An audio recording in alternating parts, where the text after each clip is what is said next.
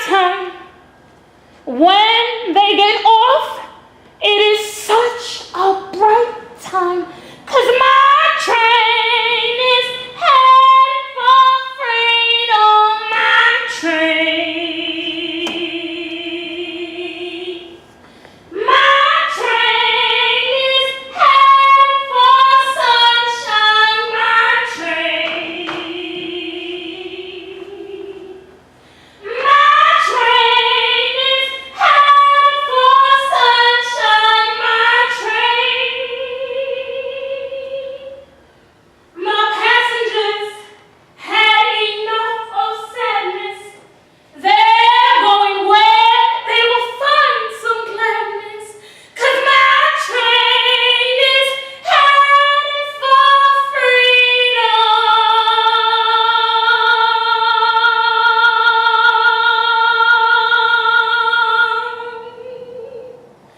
My train.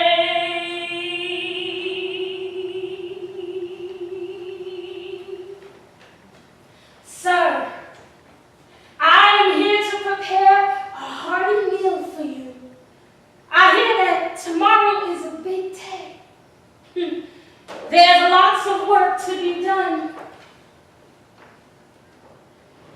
Many folks, many black folks that are supposed to be free, they still ain't free. On my Combahee River raid, my military expertise was surely needed.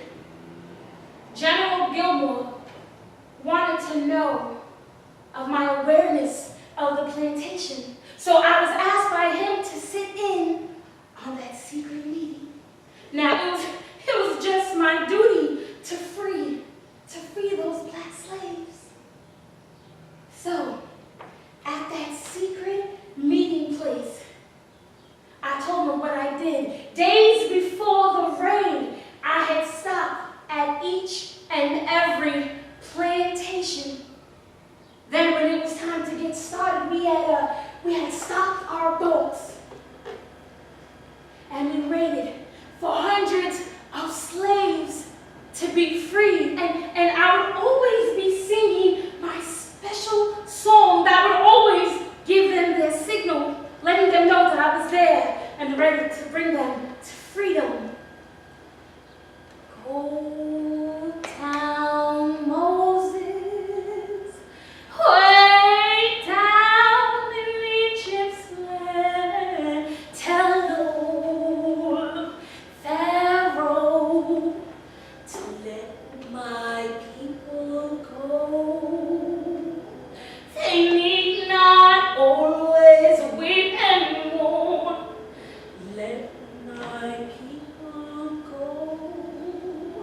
And where those slavery chains forlorn, let my people go.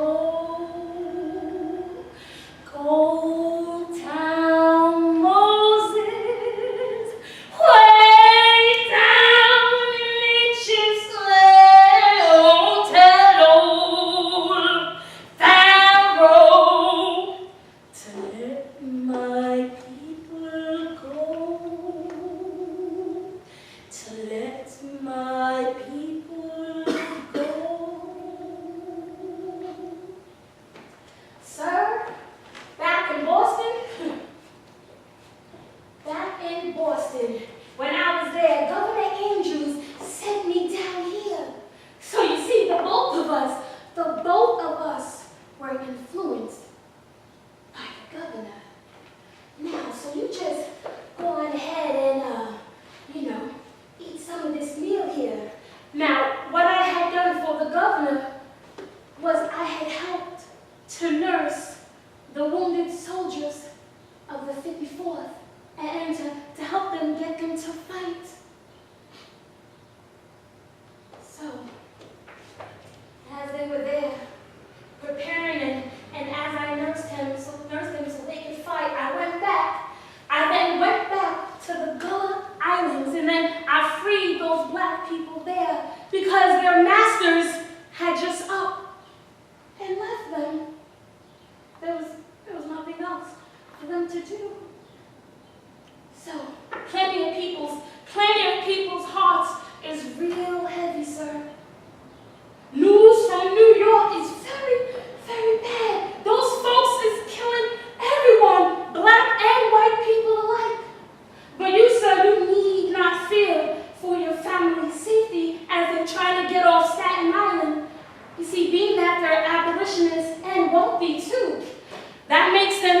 as much as a target as we are.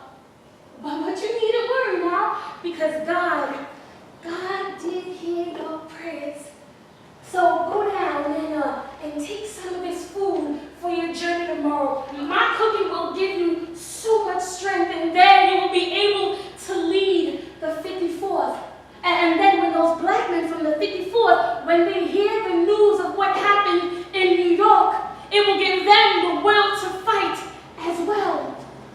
You know, even still, none of us have gotten any payment yet from the government. Yet and still, you are leading the 54th. And we are so proud of those strong black men. You see, sir, the Lord did hear your prayers. And even with all the hate that is going on Staten Island right now, and with all the rioting, I heard that even with all the homes being burnt, that there was one church where your family lived that stood. The rioters did not burn it. And I hear that it's called the UAME Church in Stapleton. God did hear your prayer. So go on now and take some of my cooking before you leave tomorrow. And when you return, I will surely be here upon your return, sir.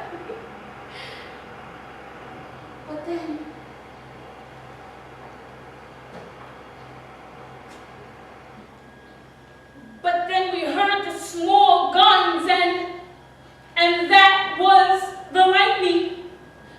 And then we heard the big guns, and that was the thunder. And then we felt the drops of rain, and that was the blood of these men. Colonel Robert Bullshaw and the men of the 54th, they were killed in that battle. And there was a mass grave with Colonel Robert Bullshaw and his men of the 54th, those dead soldiers. I helped to nurse the wounded as they retreated from the slaughter of Fort Wagner. And some of those that did make it, they were taken to Beaufort, South Carolina, which today is known, and it was designated at the time as a national cemetery.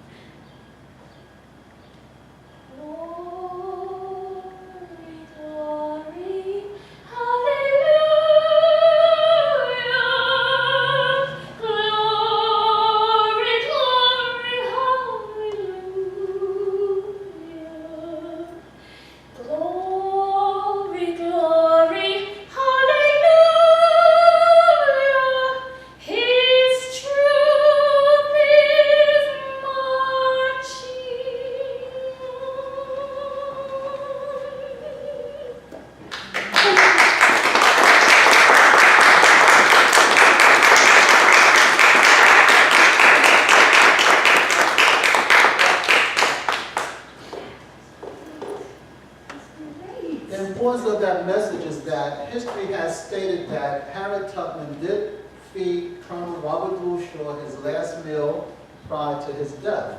And that's the portrayal that was just presented, because this is information that we intend to put together for future use and to educate Staten Islanders that there's a different understanding to that part of the history. And we do thank you, Christine, for that wonderful work. We would like to thank you. And by the way, the universe gave me that information to put down on paper, and I had a wonderful person to bring it to you live. Going forward.